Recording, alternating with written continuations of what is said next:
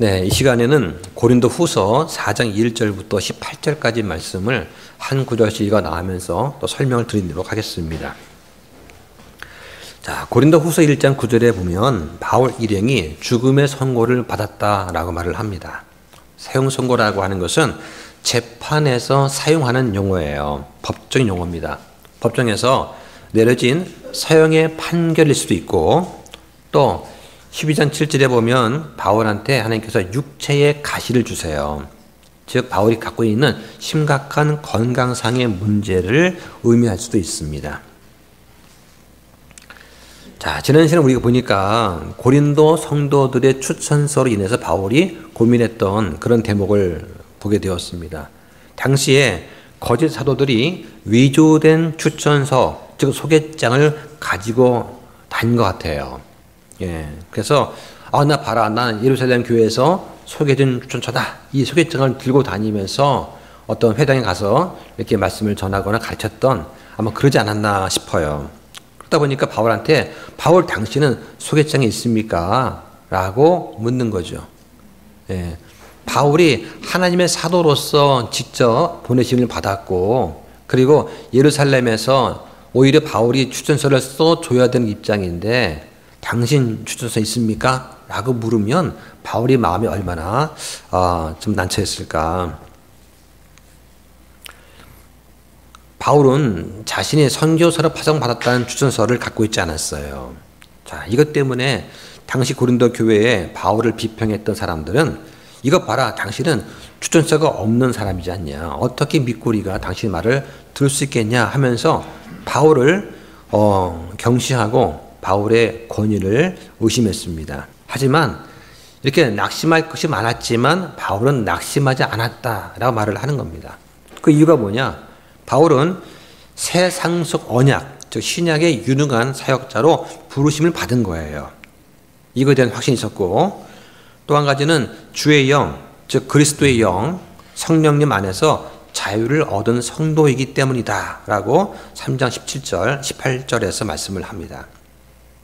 바울은 이렇게 자기한테 없는 것들 때문에 낙심하지 않고 오히려 가지고 있는 것으로 인해서 큰 용기를 얻은 것을 우리가 볼 수가 있습니다.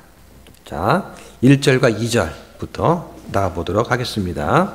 그러므로 우리가 긍휼을 받아 이 사역을 맡았기에 낙심하지 아니하며 오히려 정직하지 못한 숨겨진 일들을 버리고 강력하게 걷지 아니하며 하나님의 말씀을 속임수로 다루지 아니하고 도리어 진리를 드러내므로 하나님의 눈앞에서 각 사람의 양심에 우리 자신을 추천하노라. 네. 자, 하나님께서는 우리가 낙심하지 않기를, 낭망하지 않기를 원하세요. 그 제가 좋아하는 말씀 중에 하나가 시편 42편 5절, 또 11절, 또 43편 5절 말씀에 이런 말씀이 있습니다. 오 나의 혼아, 너는 어찌하여 낭망하느냐? 또 어찌하여 내 안에서 불안해하느냐? 너는 하나님을 소망하라. 이는 내가 그분의 얼굴의 도우심으로 인해 그분을 여전히 찬송할 것이기 때문이다. 이런 말씀을 하는 거예요. 자, 아기는 엄마 품에 있을 때 가장 행복합니다. 그렇죠? 예. 그래서 저도 그런 기억이 있는데요. 어릴 때 나쁜 친구들이 막 쫓아오면은 달려가서 엄마의 치마폭을 들치고 그 속에 숨었던 기억이 납니다. 예, 그때는 엄마들이 전부 다 치마를 입었던 것 같아요. 그래서 달려가서 엄마 치마폭에 푹 숨으면은 친구들이 못 쫓아오거든요. 예, 그러니까 엄마의 치마폭은 나한테는 아주 큰 보호막 같은 그런 것이었습니다. 자, 그런데 하나님께서 물으시는 거예요. 왜 내 품 안에서 너는 불안해하느냐 하고 물으십니다. 하나님을 바라고 소망하라는 거예요. 그래서 하나님께서는 우리의 얼굴의 건강을 도우시는 분이다. 그로 인해서 하나님을 영원히 찬송하리라. 이것이 다윗의 믿음의 고백이었습니다. 자, 사도 바울은 4장에서 사도직의 한 직무인 낙심하지 않는 것에 대해서 말을 하고 있습니다.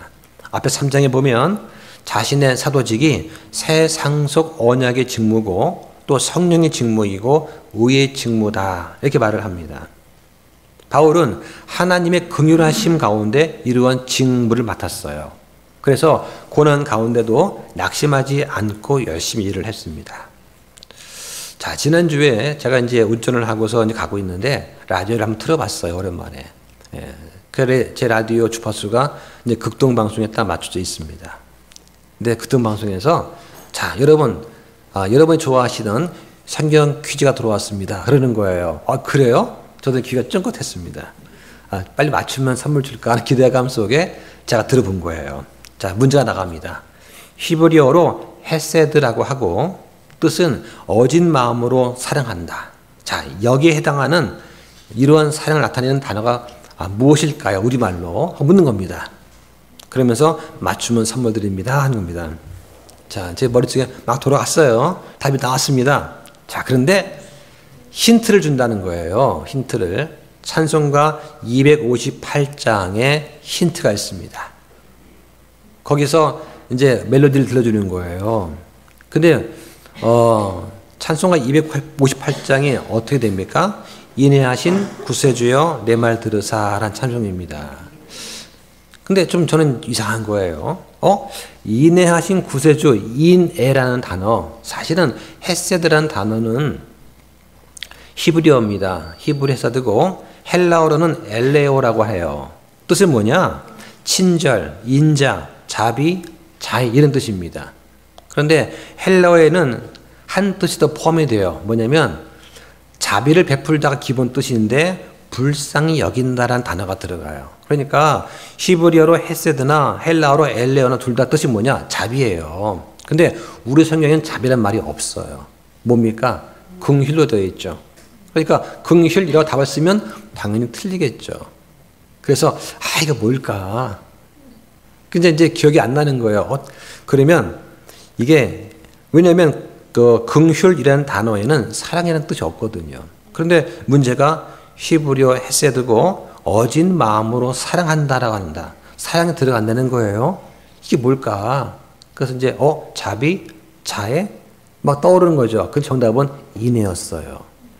근데 이상하다 하고 제가 집에 와서 찬송가를 펼쳐봤습니다. 근데 인애하신 구세주의 할 때 인애하다는 단어가 영어에 뭐라고 되어 있냐면 젠틀로 되어 있어요. mercy가 아니고 gentle savior라고 합니다.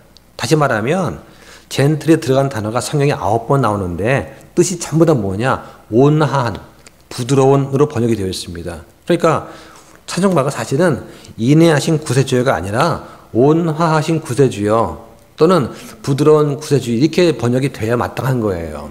예. 그런데 이제 번역이 좀 제가 볼 때 잘못되지 않았나 싶습니다. 저희는 결국 선물을 못 탔습니다. 틀렸기 때문에. 그래서 답답하다. 그런 마음이 드는 거예요. 예.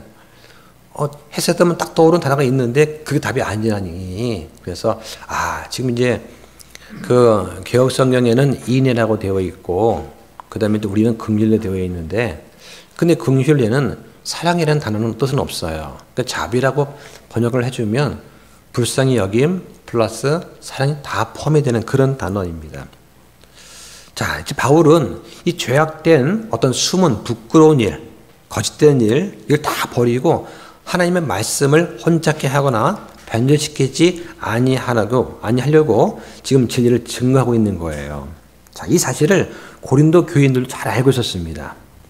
그런 면에서 이 고린도 교인들은 이 바울에 있어서 어떤 양심의 자신을 추천하는 추천서 같은 그런 역할을 했다라고 볼 수가 있어요. 자, 그 다음 3절 보겠습니다.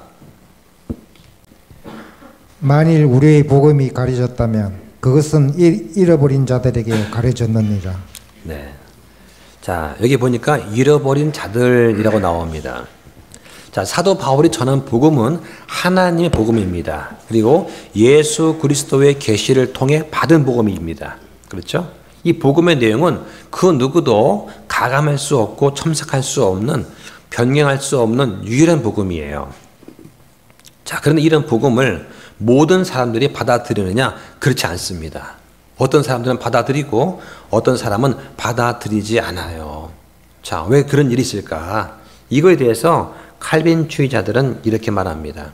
그것은 하나님의 예정과 선택 때문이다 라고 말을 하는 거예요.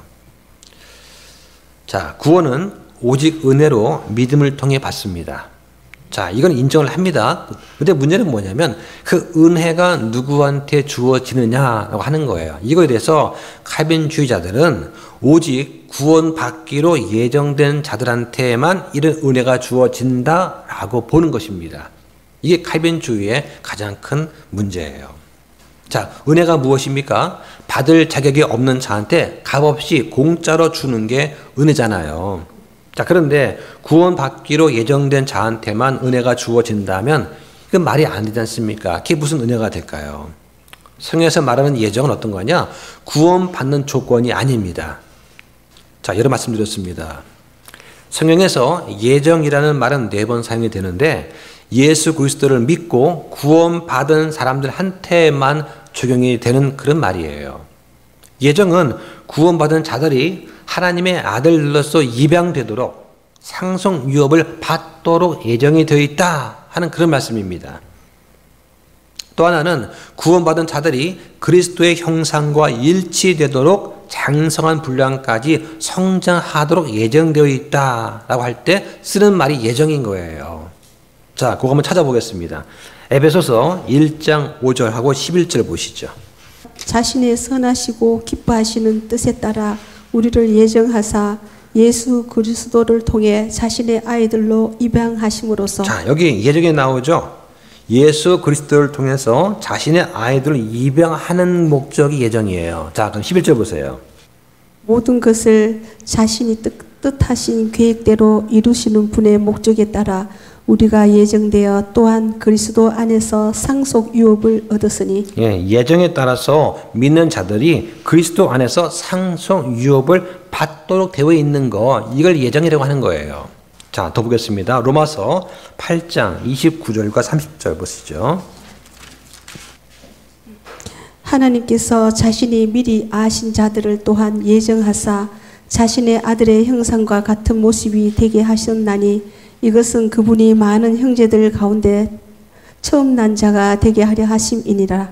그뿐만 아니라 하나님께서는 자신이 예정하신 그들을 또한 부르시고 자신이 부르신 그들을 또한 의롭다 하시고 자신이 의롭다 하신 그들을 또한 영화롭게 하셨느니라. 네, 자, 여기서도 자, 거기 영어 성경 있는 분은 보시면 거기 뭐라고 되어 있습니까? 예정이 predestinate라고 되어 있어요.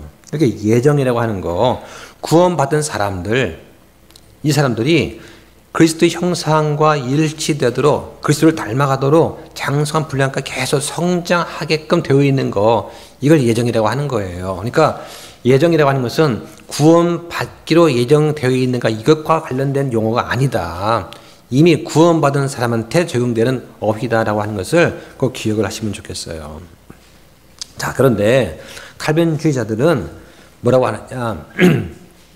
믿음이라고 하는 것이 하나님께서 주시는 거 아니냐. 따라서 선택받지 못한 자, 즉 구원받기로 선택받지 못한 자는 아무리 믿으려고 해도 믿지 못하게 된다는 겁니다. 이게 칼빈주의 논리예요. 성경은 그렇게 말씀하지 않습니다. 성경 뭐라고 하냐? 믿고 침례를 받는 자는 구원을 받고 믿지 않는 자는 정죄를 받는다. 마가복음 16장 16절에 말씀을 하시는 거예요. 자, 그래서 성경대로 믿는 게 참 중요한 것입니다. 그러면 복음이 가리워져 있는 자는 누구냐? 복음을 전해질 때, 복음을 들을 때 그 복음을 받아들이지 않는 사람들, 즉 예수 그리스도를 거부하는 사람들, 이 사람들이 복음이 가리워진 사람들이다 하는 것입니다. 불신이라고 하는 그 베일이 믿지 않는 사람들을 미혹해서 계속 믿지 못하게 한다. 이게 바로 마귀가 하는 거예요. 마귀는 믿는 사람들한테 믿음이 성장하지 못하도록 불신을 계속 심어줍니다. 회방을 하는 거예요. 또 믿지 않는 사람들이 믿으려고 할 때 계속해서 불신을 심어주고 미혹해서 마음을 강팍하게 완악하게 해서 계속 믿지 않게 만드는 거, 이게 마귀가 하는 거예요. 이걸 잘 우리 구분하면 좋겠습니다. 자, 그 다음 4절과 5절 보겠습니다. 그들 속에서 이 세상의 신이 믿지 않는 자들의 마음을 어둡게 하여 하나님의 형상이신 그리스도의 영광스러운 복음의 빛이 그들에게 비치지 못하게 하였느니라. 우리는 우리 자신을 선포하지 아니하며 주이신 그리스도 예수님과 또 예수님으로 인해 너희의 종이 된 우리 자신을 선포하노니. 네. 자, 여기 보니까 왜 불신자들은 이 바울의 복음보다 율법주의자들이 하는 말에 더 귀를 기울였을까 하는 그런 생각이 듭니다. 불신자들의 생각이 이 세상의 신, 마귀에 의해 가리워졌기 때문인 거예요. 그래서 앞에 나온 3장의 유대인들처럼 이 불신의 베일이 가리졌다고 하는 것입니다. 그래서 그들은 진리보다는 거짓을 더 좋아하는 거다. 복음을 깨닫지 못하고 멸망하는 그런 사람들은 사탄과 마귀들의 방해를 받은 그런 사람들입니다. 여기서 이 세상의 신은 사탄을 가리키는 거예요. 예수님께서는 그를 이 세상의 통치자 하고 부르셨고, 바울은 다른 서신에서 그를 공중의 권세 잡은 통치자다 이렇게 불렀습니다. 사탄은 사람들의 마음을 어둡게 합니다. 예수님께서 하나님의 아들 그리스도이신 것을 깨닫지 못하고 믿지 못하게 방해하는 거예요. 지금도 사탄의 방해가 여전히 활동을 하고 있습니다. 여기서 하나님의 형상이란 말은 다른 말로 판박이에요. 예. 그러니까 그리스도는 참 하나님이십니다. 또 참 사람이세요. 그리스도의 영광스러운 복음, 즉 그리스도의 영광으로 이끌어가는 복음이다 라는 뜻입니다. 이 5절에 보니까 사도 바울은 하나님의 사역을 맡았습니다. 하지만 자신을 높이지 않았다고 말합니다. 왜냐? 보냄을 받은 사람은 보낸 자보다 결코 크지 못하기 때문이에요. 바울은 오직 예수 그리스도만을 전파했습니다. 심거나 물을 주는 자는 아무것도 아니라고 우리가 배웠지 않습니까? 그러니까 전해지는 그 예수 그리스도께서 더 중요하시다. 그래서 복음이 무엇입니까? 예수님께서 하나님의 아들이시고 우리의 주님이시다고 하는 거. 사람들이 그분을 믿을 때 죄들의 용서를 받고 의롭다고 여겨주시는 칭의의 구원을 얻는 거. 이게 복음입니다. 그래서 사도 바울은 예수님을 위해서 교인들의 종이 된 거예요. 자신을 교인을 섬기는 종으로 스스로 자처했습니다. 자, 그 다음 6절 보겠습니다. 빛에게 명령하사 어둠 속에서 빛을 비추게 하신 하나님께서 우리 마음에 빛을 비추사 예수 그리스도의 얼굴에 있는 하나님의 영광을 아는 빛을 주셨느니라. 네, 자, 여기 보니까 어려운 말은 없는데 조금 와닿지 않는 부분이 있는 것 같습니다. 잘 이해가 안 될 수도 있어요. 자, 여기 보니까 빛에게 명령하사 어둠 속에서 빛을 비추게 하신 그 하나님, 그렇죠? 자, 하나님께서는 창세기 1장 3절에서 말씀으로 빛을 창조하셨습니다. 빛이 있으라 말씀하셨죠. 자, 그리고 유일한 아들, 독생자이신 예수님을 세상에 보내셨습니다. 그리고 하늘의 왕국을 선포하셨고 기적과 표적을 행하시면서 그 죄인들의 마음속에 예수 그리스도의 신성의 영광을 아는 빛을 비추어 주었습니다. 예수님께서 오셔서 왕국의 복음을 외친 다음에 회개하라고 하셨고 그 다음에 여러 가지 기적과 표적을 보여주었을 때 이 빛을 보고 빛을 아는 사람들, 그죠? 그 빛을 깨닫는 사람들은 예수님을 믿은 거예요. 그래서 예수님께서 살아계신 하나님의 아들이시구나, 그리스도다 하는 것을 깨닫고 아는 그 지식, 그 놀라운 지식이 죄인들한테 구원이 된다는 것입니다. 이게 바로 우주의 근원 되시는 하나님을 아는 지식이에요. 인생의 불행의 그 원인인 죄 문제를 인식하는, 해결하는 그런 지식입니다. 그러니까 사람은 복음을 통해서 구주 예수 그리스도를 알게 되고 믿음으로 영원한 생명의 복을 얻게 되는 거예요. 그래서 복음 사역은 뭐냐? 이 빛을 죽어 있는 자들, 영적으로 죽어 있는 자들, 그리고 죽어가고 있는 사람들한테 전달해 주는 그 일을 하는 게 바로 복음의 사역이다라고 하는 것입니다. 자, 7절 보겠습니다. 그러나 우리가 이 보배를 질그릇 안에 가지고 있나니 이것은 뛰어난 권능이 하나님에게서 나고 우리에게서 나지 않게 하려 함이라. 자, 여기 보니까 보배란 말 나오고 질그릇이라는 말이 나옵니다. 그죠? 자, 질그릇이라고 하는 단어가 영어 성경에 earthen vessel이라고 되어 있습니다. 예, 질그릇. 그러니까 흙으로 만든 그릇이에요. 예, 깨어지지 않는 어떤 노쇠나 이런 것이 아니라 잘 깨어지는 질그릇이에요. 연약한 그릇입니다. 따라서 이것은 무가치한 그런 그릇이에요. 하지만 이 질그릇이 쓰임 받을 수 있는 유일한 조건이 있습니다. 깨끗하면 쓸모가 있어요. 복음을 깨닫고 받고 믿은 이런 신약 성도들은 이 보배를 질그릇에 가진 그런 사람들 같습니다. 그 보배가 뭐냐? 바로 앞에 6절에 하나님의 영광을 아는 빛이에요. 또 1절에서 영광의 복음 사역, 이것을 보배라고 할 수가 있습니다. 이 보배가 질그릇 속에 있다. 여러분들 마음 속에 복음이 들어있는 거예요. 예. 이 질그릇은 흙으로 만들어진 연약한 우리 인간의 몸을 말할 수 있습니다. 그래서 여기서는 사도 바울 자신도 질그릇이고 그리고 성도들도 질그릇이에요.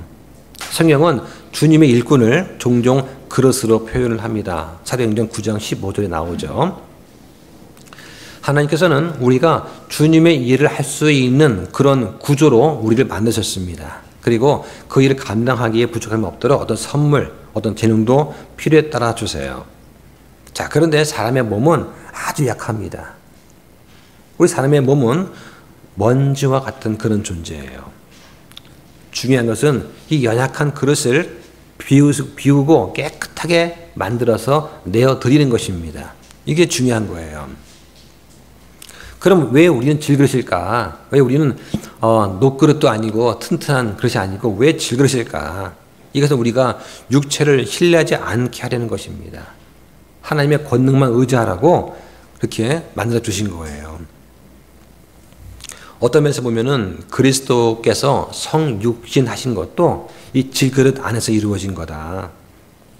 그러니까 예수 그리스도께서 고난 당하신 거, 이것은 우리의 구원자가 되기 위해서 꼭 필요한 요소였습니다.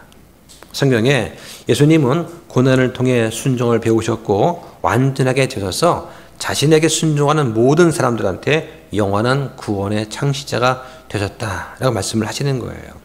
그러니까 그리스도를 따르는 그리스도인 우리 성도들도 마찬가지로 질그릇이다라고 할 수가 있습니다.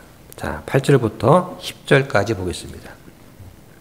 우리가 사방에서 고난을 당해도 괴로워하지 아니하고 난처한 일을 당해도 절망하지 아니하며 핍박을 받아도 버림받지 아니하고 거꾸로 뜨림을 당해도 망하지 아니하며 우리가 항상 주 예수님의 죽음을 몸에 짊어짐은 예수님의 생명 또한 우리 몸에 나타나게 하려 함이라. 네, 자, 이 8절, 9절 바울이 받은 고난에 대해서 지금 말하고 있어요.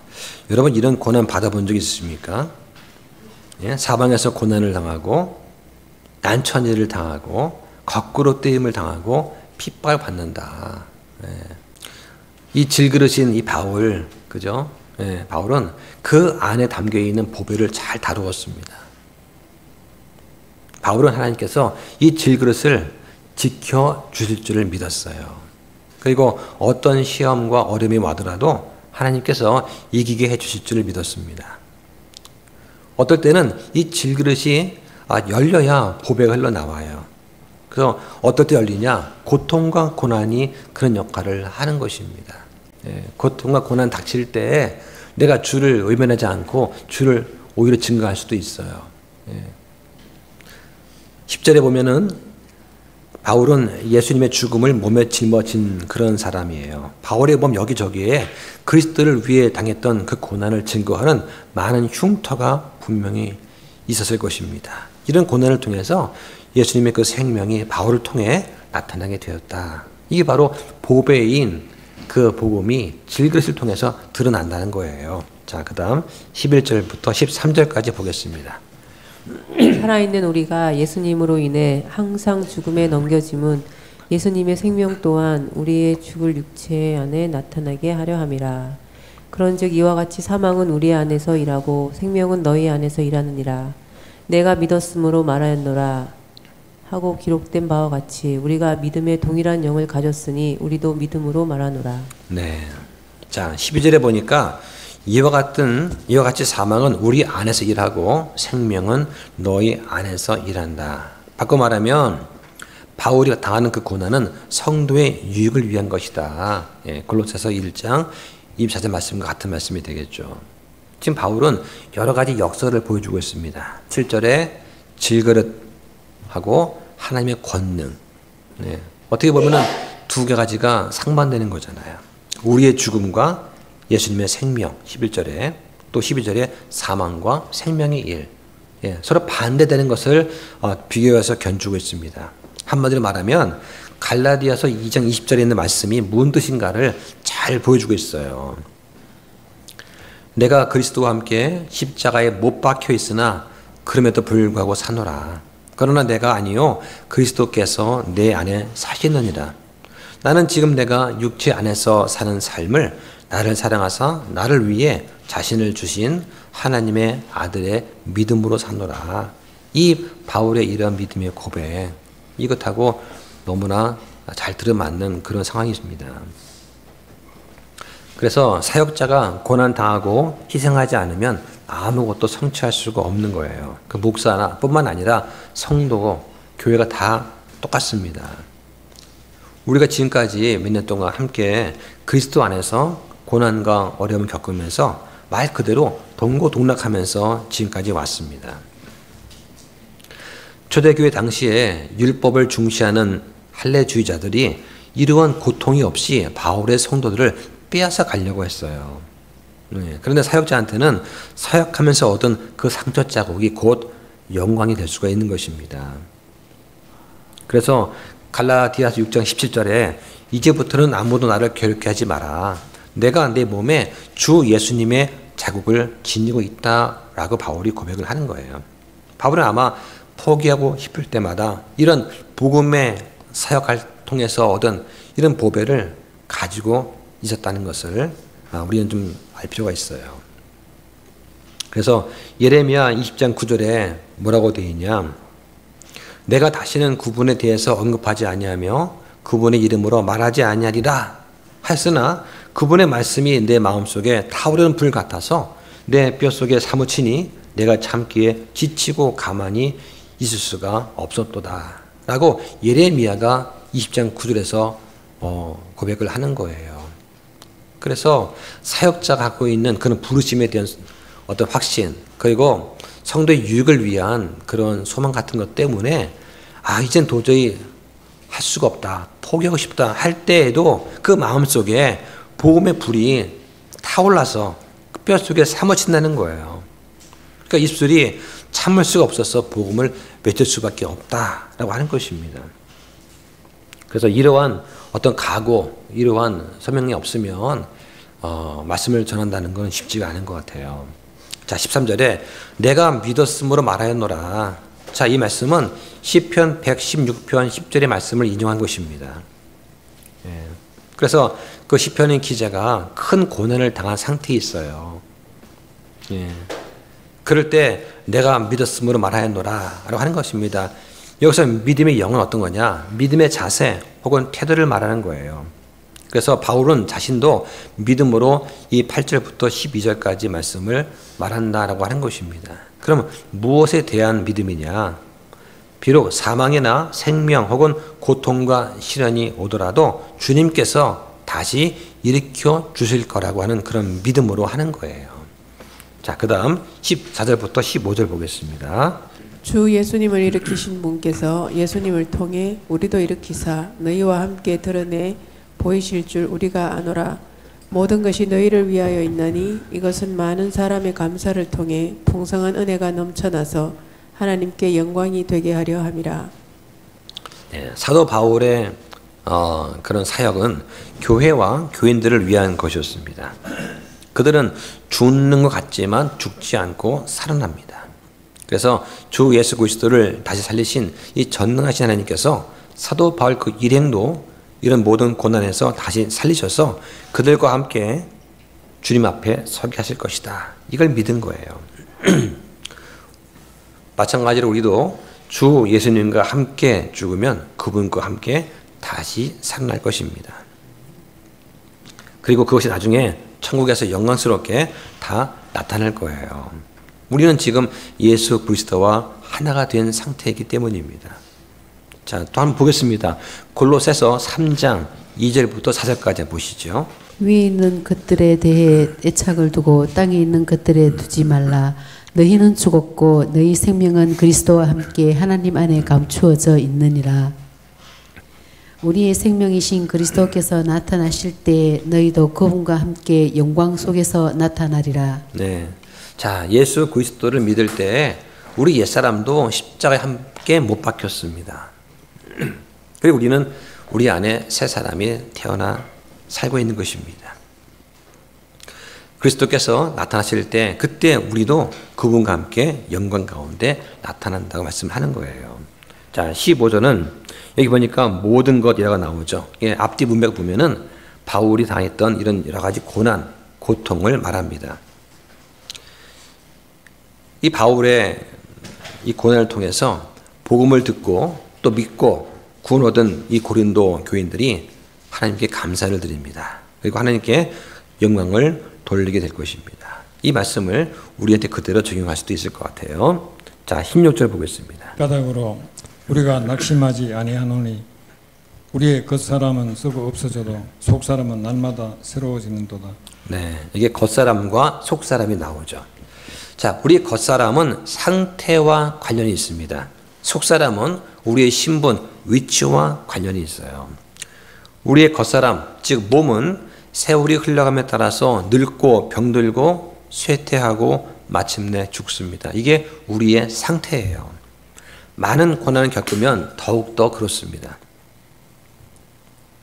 바울은 그래서 앞에 고린도전서에서 자기의 삶을 날마다 죽는 삶이다 이렇게 또 묘사를 했습니다. 자, 반면에 속사람은 날마다 새로워집니다. 날마다 새로워진다는 것이 이해가 되십니까? 자, 어린 아이는 어떻습니까? 자고 일어나면 키 커 있죠. 그죠? 예. 집에서 그 키우는 식물도 보시면 다음날 보면은 조금 더 자란 것 같아요. 예. 새싹이 돋고 꽃이 핍니다. 날마다 새로워지는 것 같아요. 자, 이것은 뭐냐? 그 속에 다시 태어날 수 있게 만들어진 그 씨가 있는데 이 씨가 뭐냐? 썩지 않는 씨이기 때문에 그렇습니다. 구원받은 우리는 날마다 새로운 사람의 모습으로 성장해 나가는 거예요.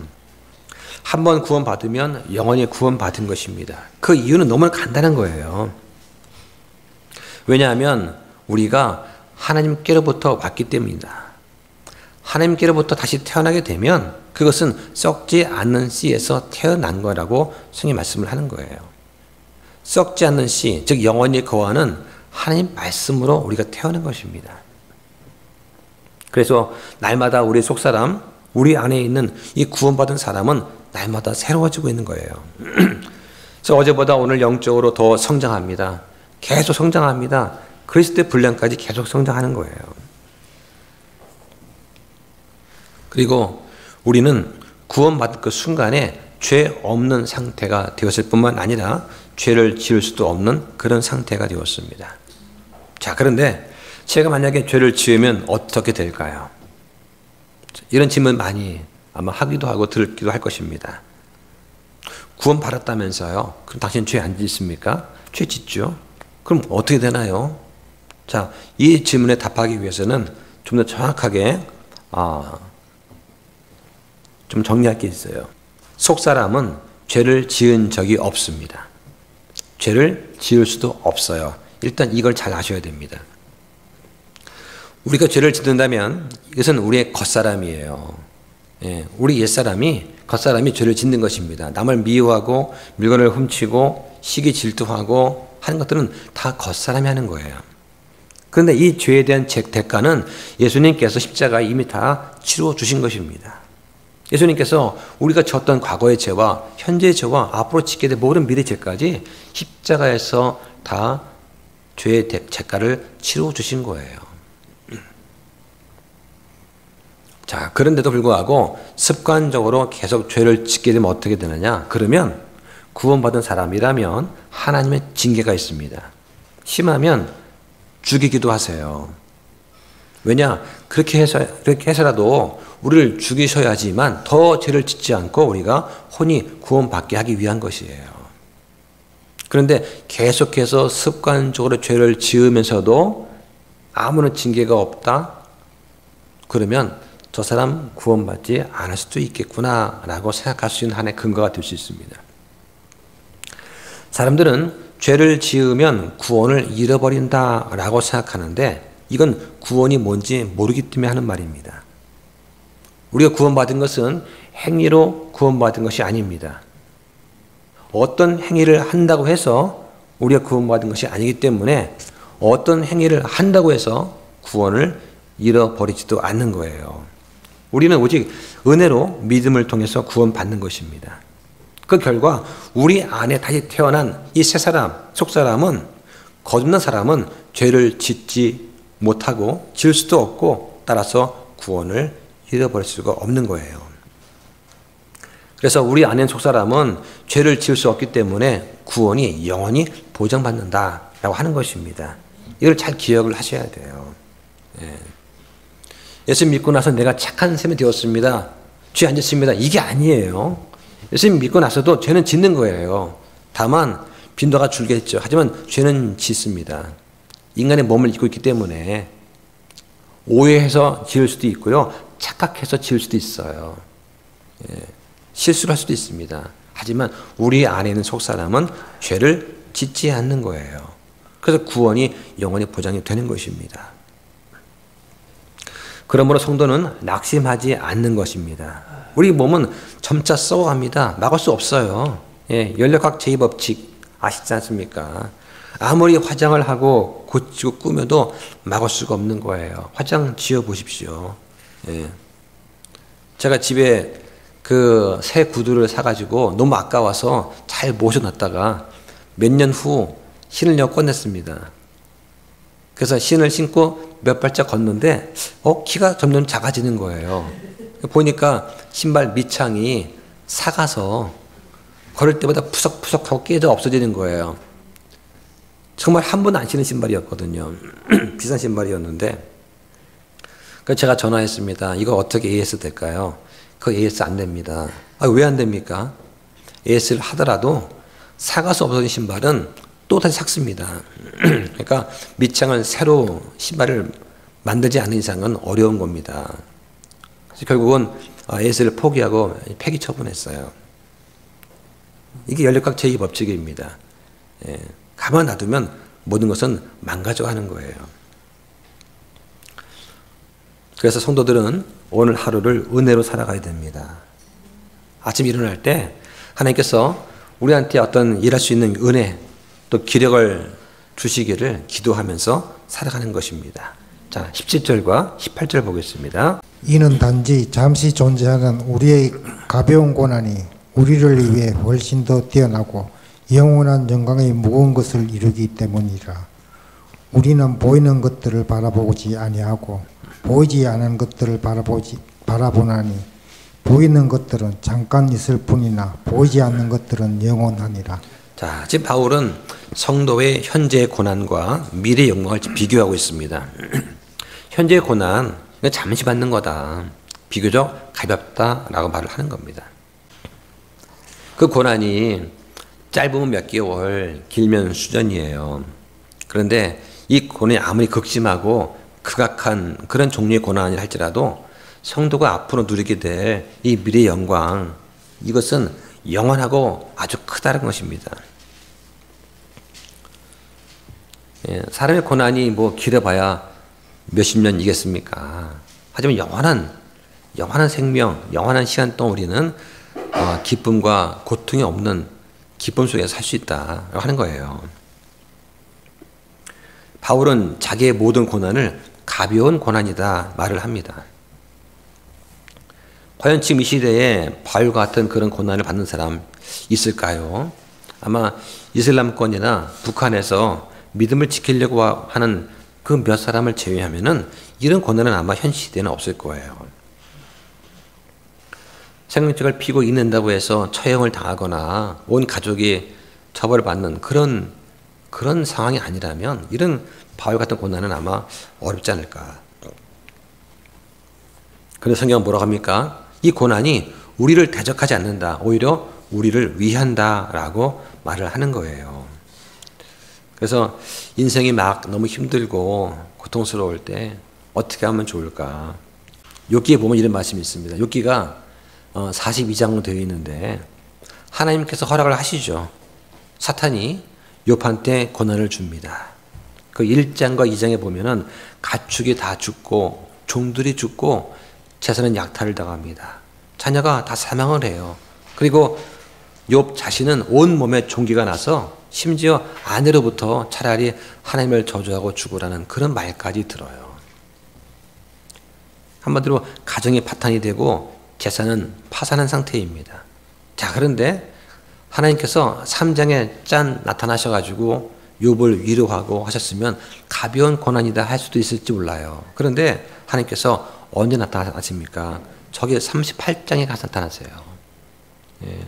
그러니까 욥기의 1장과 2장에서 욥이 어떤 고난을 당하는데 38장에 가서야 하나님께서 나타나셔가지고 욥과 변론을 하면서 욥의 어떤 그런 교만함을 낮추시죠. 아마 욥한테는 엄청나게 긴 고난이었을 것입니다. 예. 가족이 없고 자녀가 다 죽고 재산은 다 파탄나고 심지어 아내까지 남편을 떠났어요. 그 가운데서 친구가 먼데 찾아와가지고는 오히려 위로하기보다는 회개하라고 너 죄 때문에 그렇다고 또 구박을 합니다. 예. 그러면서 욥은 인생의 가장 밑바닥 가운데서 하나님을 바라보는 거예요. 그때 나타나시지 않습니까? 아무리 고난이 크더라도 욥처럼 그런 고난은 아닐 것이다. 그래서 18절에 보니까 보이지 않는 것들이 있는데 이게 진짜라고 하는 거예요. 세상에 얽매이지 말라는 것입니다. 그래서 믿음의 위인들 히브리서 11장에 보면은 보이지 않는 세상을 보고 앞으로 나갔다라고 합니다. 이 세상에 있는 많은 좋은 것들, 물질들을 부정하라는 것이 아니에요. 다만 바른 세상관을 가지라는 것입니다. 그래서 보이지 않는 세상, 장차 올 새 하늘과 새 땅을 어떻게 보느냐? 믿음으로 보는 거예요. 땅에 있는 것들은 잠시 있다가 사라지지만 영원한 것이 있다. 이게 바로 하나님의 말씀인 것입니다. 자, 오늘 말씀을 정리해 보겠습니다. 세 가지로 요약할 수 있는데 한 가지는 복음이라고 하는 것은 예수님께서 하나님의 아들 그리스도시다라고 하는 것입니다. 자, 그런데 사탄이 사람들의 눈을 어둡게 함으로써 불신의 이런 미혹을 통해서 믿지 못하게 한다. 하지만 하나님께서는 모든 사람들이 구원받기를 원하시고 진리를 알기 원하신다라고 말씀을 하십니다. 자, 두 번째는 우리가 이 보배를 질그릇에 갖고 있다. 그러므로 어떠한 여건 속에서도 낙심하지 말아야 한다는 것입니다. 자, 세 번째는 뭐냐? 우리가 하나님과 하늘 왕국을 소망하면서 살아야 한다는 것입니다. 자, 우리 몸은 날로 쇠퇴해 갑니다. 예, 고난 중에는 더 그렇지만 우리 영은 반대로 날마다 새로워져요. 고난이 닥칠수록 우리는 하나님께 더 가까이 가게 됩니다. 그래서 세상의 고난은 장차 우리가 얻을 새 하늘과 새 땅의 그 영광에 비하면 아주 작은 것입니다. 자, 여기까지 하고 마치겠습니다.